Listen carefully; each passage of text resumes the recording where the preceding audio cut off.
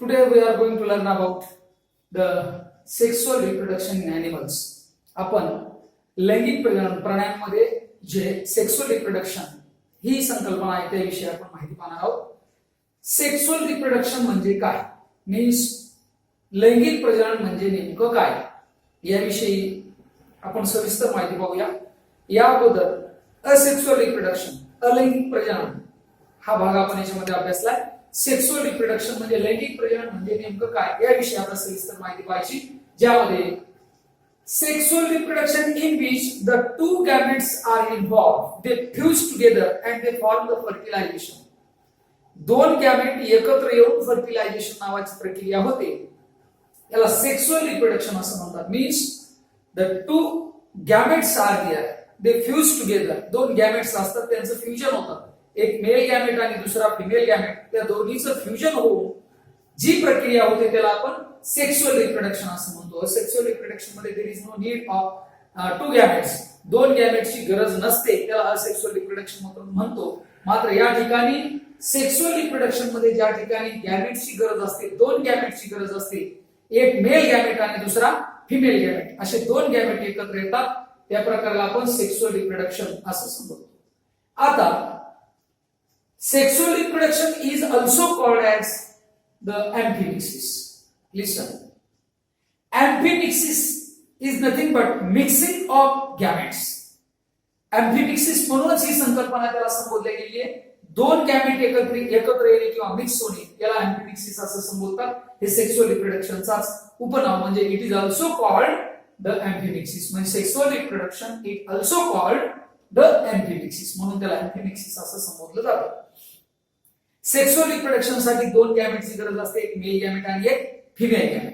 ते दोन गॅमेट एकत्र येऊन मिक्सिंग होऊन हे रिप्रोडक्शन होतं, याला सेक्सुअल रिप्रोडक्शन असं संबोधलं जातं किंवा एम्फिमिक्सिस असं संबोधलं जातं. There are two phases in sexual reproducing animals. Listen, जेवढे लैंगिक प्रजनन करणारे प्राणी आहेत, आज आपण प्राण्यांविषयी माहिती पाहत आहोत, एनिमल्स विषयी माहिती पाहत आहोत. सेक्सुअली रिप्रोड्युसिंग एनिमल्स, विशेषतः एनिमल्स मध्ये दोन फेजेस सेक्सुअली रिप्रोड्युसिंग साठी दोन फेज पाहायला मिळतात.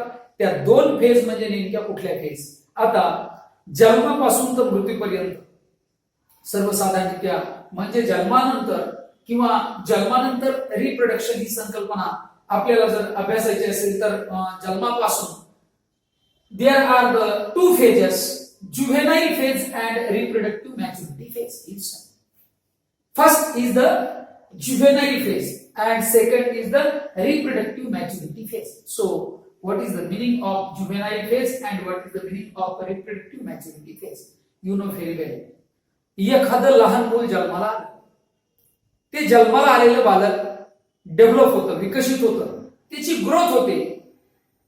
ती ग्रोथ होण्याची जी फेज आहे फिजिकल ग्रोथ ओनली, त्या अवस्थेमध्ये फक्त भौतिक ग्रोथ, ज्याला आपण भौतिक अवस्था ही ग्रोथ होत चालते, वाढत चालते, डेव्हलप होत चालते, त्यावेळेला त्याला जुव्हेनाइल फेज असं संबोधलं जातं. Juvenile phase is nothing but the development physically in the child. त्या बालकामध्ये, त्या जन्मलेल्या अर्भकामध्ये जन्मलेल्या बालकामध्ये त्याची जी डेव्हलपमेंट किंवा त्याची जी ग्रोथ होते, विकास होतो, ती पूर्ण ग्रोथ किंवा विकास या जुव्हेनाइल फेज मध्ये येतो. Means physical development, physical growth of the child are called as juvenile phase. In this phase they can't reproduce. या फेज मध्ये ते रिप्रोडक्शन करू शकत नाही. यू नो व्हेरी वेल, तुम्हाला हे चांगल्या पद्धतीने माहित आहे. जुव्हेनाइल फेज म्हणजे अशी अवस्था की ज्या अवस्थेमध्ये फक्त फिजिकल ग्रोथ होते, फिजिकल डेव्हलपमेंट होते. या फिजिकल डेव्हलपमेंट मध्ये किंवा फिजिकल ग्रोथ मध्ये रिप्रोडक्शन होऊ शकत नाही आणि रिप्रोडक्टिव्ह ऑर्गॅनिझम म्हणजे रिप्रोडक्टिव्ह ऑर्गनची सुद्धा डेव्हलपमेंटचा या ठिकाणी विकासाचा कुठलाही भाग नसतो.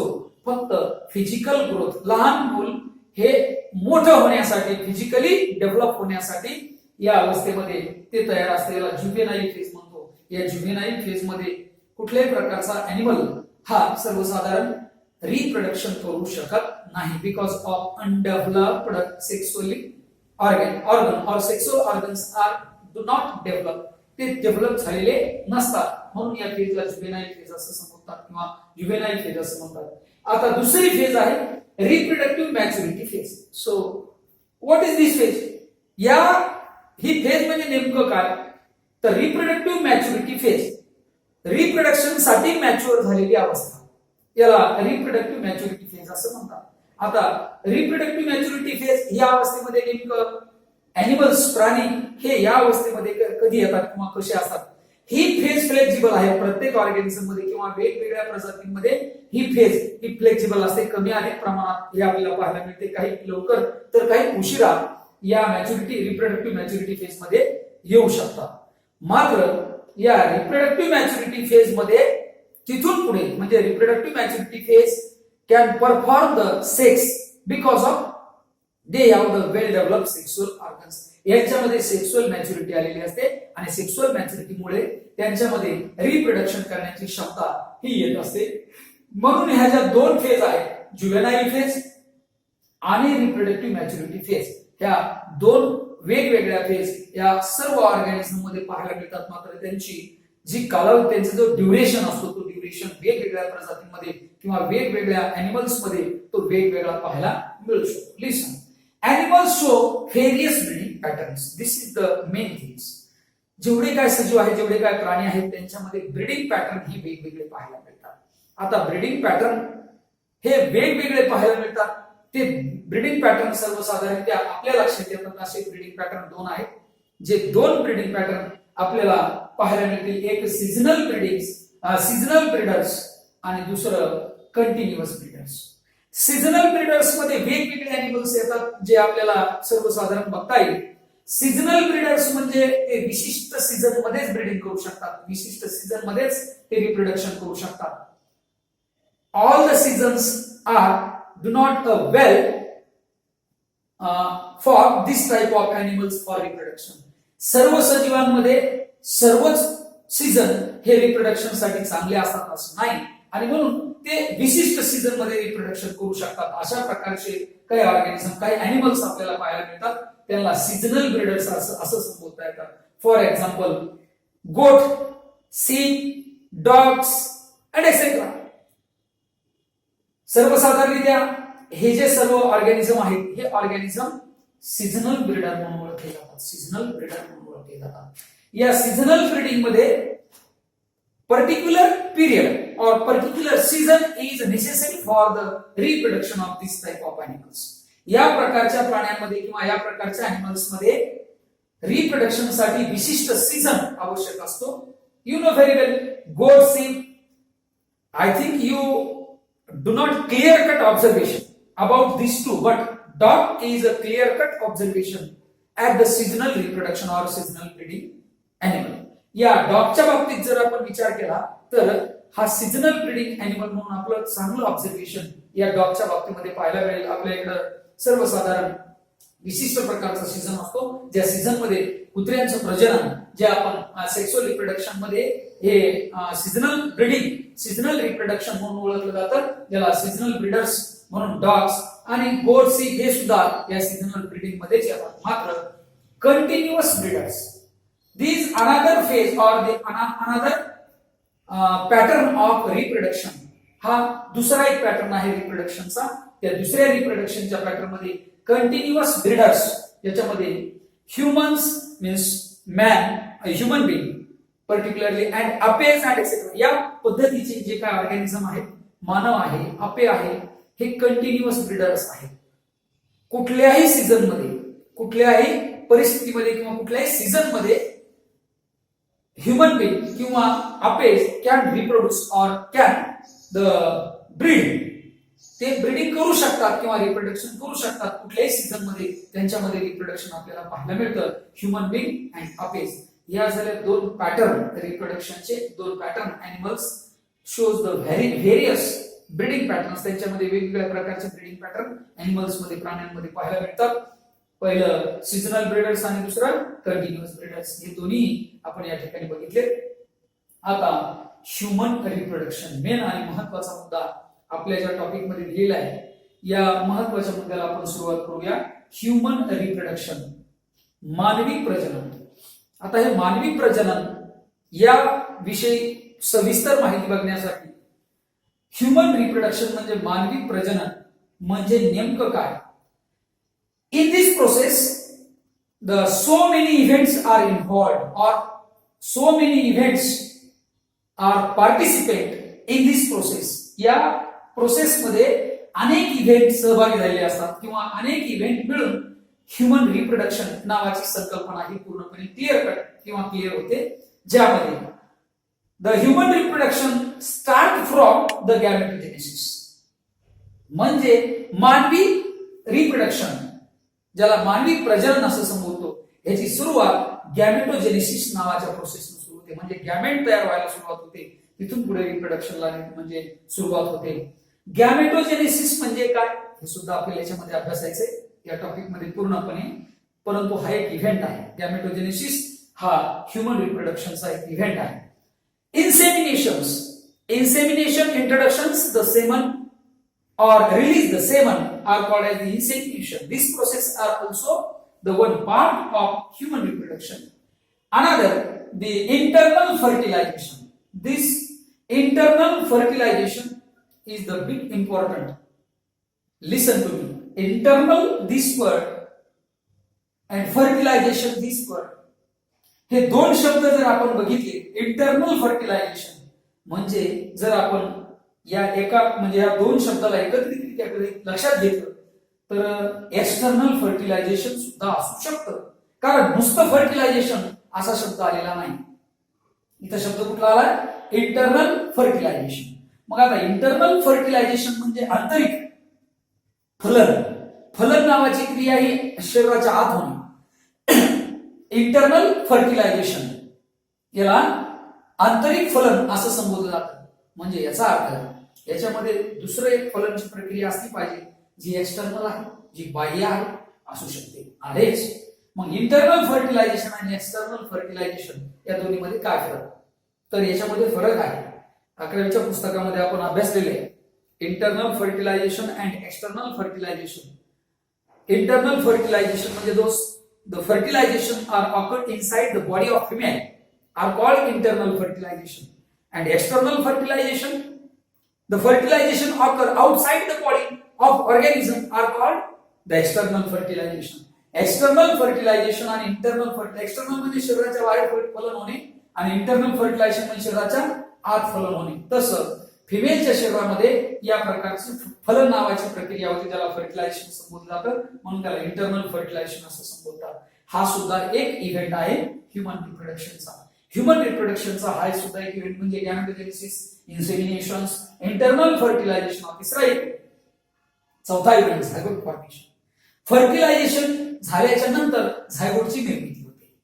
जर फर्टिलायझेशन झालंच नाही तर झायगोटची निर्मिती होऊ शकत नाही. आता इकडे लक्ष द्या थोडंसं. Fertilization and reproduction is the two things. या दोन वेगवेगळ्या गोष्टी आहेत. रिप्रोडक्शन म्हणजे प्रजनन आणि फर्टिलायझेशन म्हणजे फलन. रिप्रोडक्शन झाल्याच्या नंतर फलन होतं, पण रिप्रोडक्शन झालं म्हणजे फलन व्हायलाच पाहिजे कंपल्सरी नाही. रिप्रोडक्शन होऊन सुद्धा फर्टिलायझेशन कदाचित कधी कधी होत नाही. म्हणजे रिप्रोडक्शन आणि फर्टिलायझेशन या दोन वेगळ्या गोष्टी आहेत. फर्टिलायझेशन ही गोष्ट रिप्रोडक्शन वर अवलंबून आहे, मात्र रिप्रोडक्शन ही फर्टिलायझेशन वर अवलंबून असणारी गोष्ट नाही, किंवा रिप्रोडक्शन झालं म्हणजे फर्टिलायझेशन व्हायलाच पाहिजे हे कंपल्सरी नाही. ही संकल्पना सुद्धा समजून घेणं गरजेचं आहे. Zygote formation. There is a need of fertilization for zygote formation. म्हणजेच झायगोट फॉर्मेशन होण्यासाठी फर्टिलायझेशन होणं अत्यंत गरजेचं आहे. जेव्हा फर्टिलायझेशन होतं तेव्हाच झायगोट फॉर्मेशन होतं. ही या गॅमेटोजेनेसिस, इन्सेमिनेशन, इंटरनल फर्टिलायझेशन आणि झायगोट फॉर्मेशन ही चौथी अवस्था. म्हणजे ही सुद्धा हा सुद्धा एक इव्हेंट आहे या ह्युमन रिप्रोडक्शनचा. त्यानंतर embryogenesis. What is the meaning of embryogenesis? The formation of embryo are called as embryogenesis. ते एम्ब्रियोजेनेसिस म्हणजे एम्ब्रियोची निर्मिती. या झायगोट पासून एम्ब्रियो तयार होणे, अर्भकाची निर्मिती किंवा अर्भकाच्या फॉर्मेशन साठीची सुरुवात, याला आपण एम्ब्रियोजेनेसिस असं संबोधतो. Embryogenesis means embryo get converted into the gestation. This gestation is nothing but the second stage or second event of the embryogenesis. Then the perturbation last. The gestation get converted to the perturbation. Perturbation is nothing but the releasing of the embryo, means the fetus.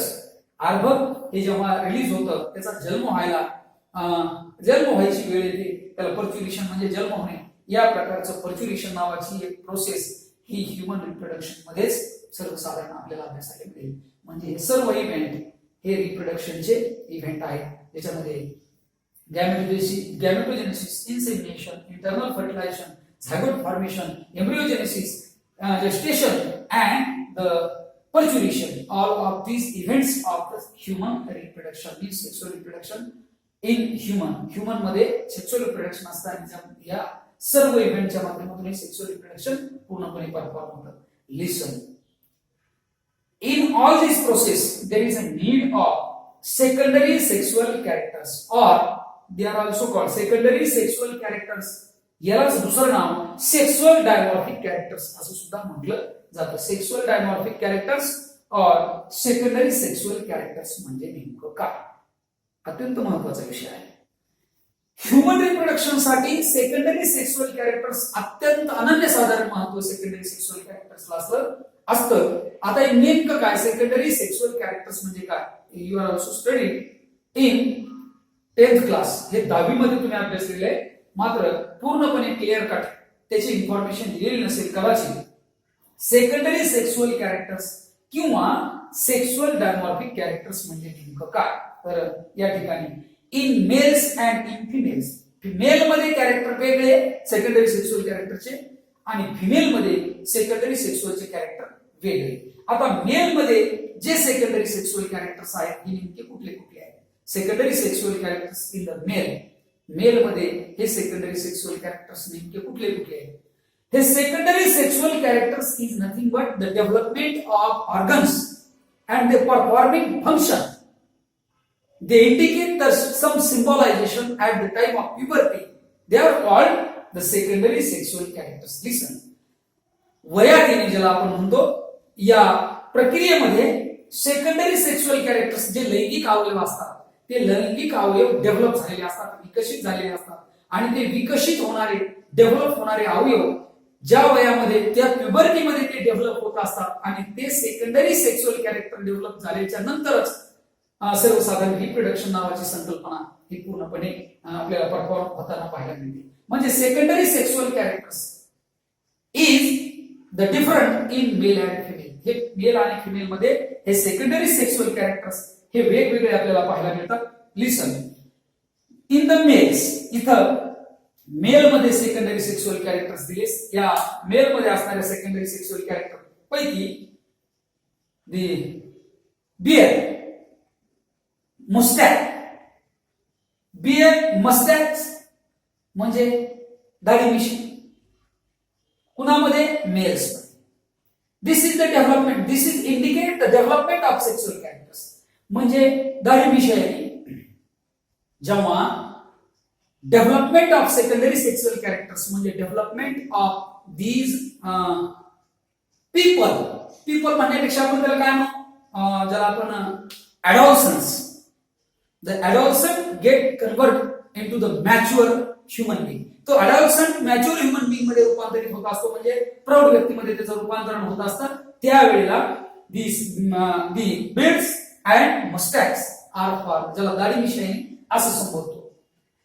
हा एक secondary sexual characters आहे mail मध्ये, do not in the female. Female मध्ये नाही, कुणामध्ये, mail मध्ये दाढी मिशी हे तुम्हाला सर्वांना माहित आहे. Hair on the chest, hair on the chest, छातीवरती केस येणे, हेअर फॉर्मेशन हे पुरुषाचं लक्षण आहे. हे पुरुषामध्ये सेकंडरी सेक्सुअल कॅरेक्टर्स म्हणून हेअर्स ऑन द चेस्ट, छातीवरती केसांची निर्मिती किंवा छातीवरती जास्तीत जास्त हेअर फॉर्मेशन आणि केस येणे. त्यानंतर मस्कुलार बॉडी, मांसागळ शरीर, शरीरावरचं मांस हे जास्तीत जास्त मस्क्युलेचर डेव्हलप होणे, विकसित होणे, मस्क्युलेचर. त्याचबरोबर enlarged larynx, you know very well. एक अजूनही काळजीपूर्वक जर आपण बघितलं, ज्याला आपण इथं घाटी म्हणतो, घाटी गळ्याच्या ठिकाणी जे लॅरिंक्स जो प्रकार आहे लॅरिंक्स, त्या लॅरिंक्सचा ही लॅरिंक्सची जी थिकनेस किंवा जे इन्लार्जनेस तो पुरुषांमध्ये जास्त असतो, स्त्रियांमध्ये तो नसतो किंवा खूप कमी असतो.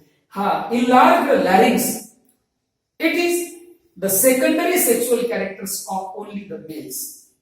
बघा मी मेलचे परत एकदा सेकंडरी सेक्शुअल कॅरेक्टर्स या ठिकाणी इंडिकेट करतो. Beard, moustache, hairs on the chest, muscular body and enlarge larynx. यापैकी कुठल्याही प्रकारचे characters which is not found in the female. हे जे इन मेल्स मेलमध्ये दिसून येणारे जे काय सेकंडरी सेक्शुअल कॅरेक्टर्स आहेत यापैकी एकही कॅरेक्टर फिमेल मध्ये पाहायला मिळणार नाही. Because of it is the character of only mail human being. म्हणजे मानवी प्रजातीमध्ये फक्त पुरुषांचे हे सेकंडरी सेक्शुअल कॅरेक्टर्स आहेत. मग आता फिमेल्स मध्ये स्त्रियांचे सुद्धा सेक्शुअल कॅरेक्टर्स किंवा सेक्शुअल सेकंडरी सेक्शुअल कॅरेक्टर्स हे स्त्रियांमध्ये सुद्धा आहेत, मात्र ते वेगळे आहेत. ते कुठले आहेत?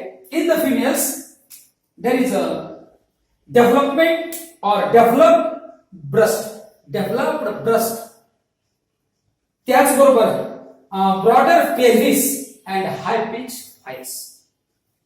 You know very well there is a need of the milk for child at the time of childbirth.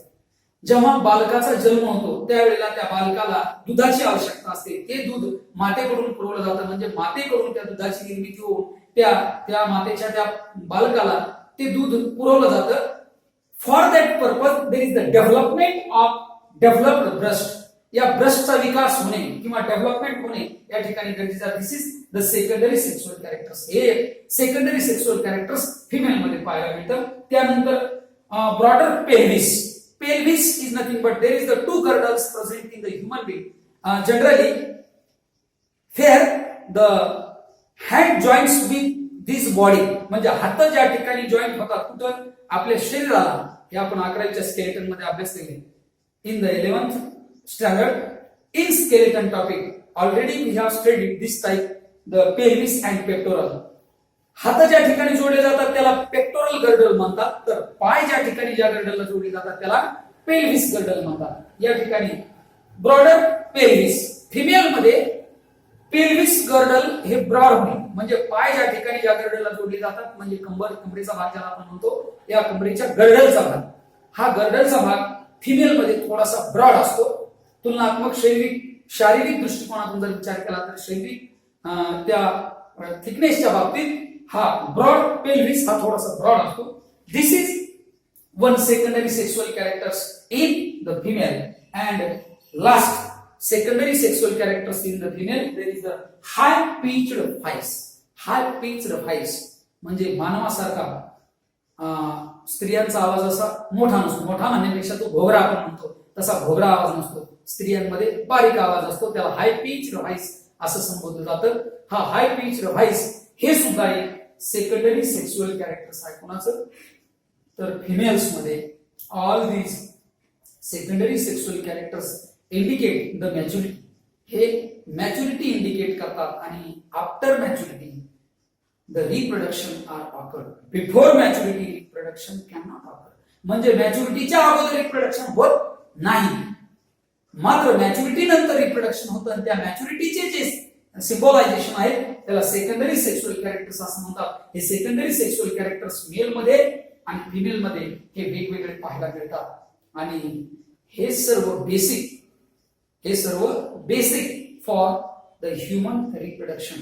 मानवी प्रजननासाठी हे सर्व बेसिक आहे. हे बेसिक आज आपण इथं अभ्यासलंय. यानंतर मेल रिप्रोडक्टिव्ह सिस्टम स्वतंत्र भाग आणि फिमेल रिप्रोडक्टिव्ह सिस्टम हा स्वतंत्र भाग. हे दोन स्वतंत्र भाग आपल्याला या ठिकाणी अभ्यासायचे. ते दोन्ही भाग आपण म्हणजे यानंतर एका पिरियड मध्ये कदाचित काही भाग मेल रिप्रोडक्टिव्ह सिस्टमचा होईल आणि त्यानंतर काही पिरियड मध्ये फिमेल रिप्रोडक्टिव्ह सिस्टमचा सुद्धा भाग होईल. आता मेल रिप्रोडक्टिव्ह सिस्टमचे पूर्ण जनरल स्ट्रक्चर तुम्ही 10वी मध्ये अभ्यास केले, मात्र त्याचे पार्ट्स जे एसेन्शियल पार्ट आहेत reproductive system of male there is the testis means gonads and gamete. Gonads म्हणजे testis male gametophyte male gonad आहे आणि फिमेल गोनॅड आहे ओव्हरी. हे सर्व अवयव सर्वसाधारणतः एलएस असेल टीएस असेल या संकल्पना आपल्याला याच्यामध्ये अभ्यासायच्या इंटरनल स्ट्रक्चर, त्याची जे आंतरिक जे स्ट्रक्चर आहे, रचना आहे, अनाटॉमी जी आहे, त्या अनाटॉमीचा अभ्यास आपल्याला याच्यामध्ये पाहायला मिळेल. तो आपण यानंतरच्या लेक्चरमध्ये करणार